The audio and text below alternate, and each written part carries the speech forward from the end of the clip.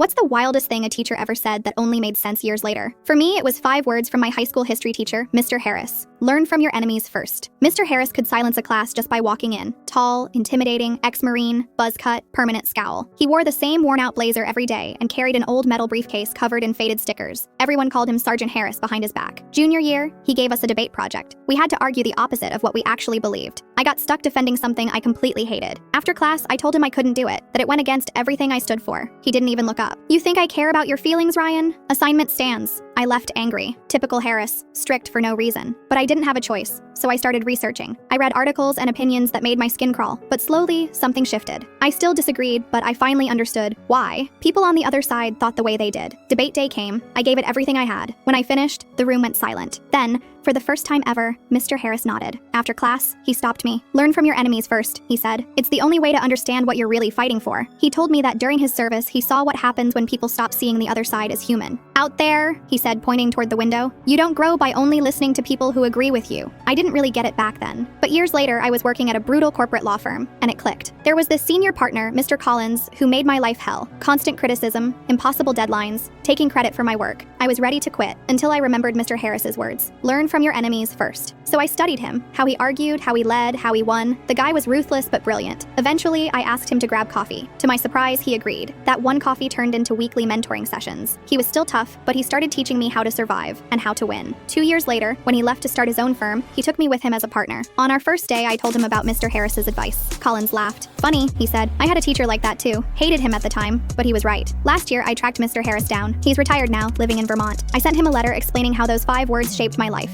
A week later, I got a note back. Ryan, glad something finally stuck. Learn from your enemies first, but never forget why you chose your side. That letter sits framed on my desk, and every time I deal with someone difficult, I glance at it and remember exactly what he meant.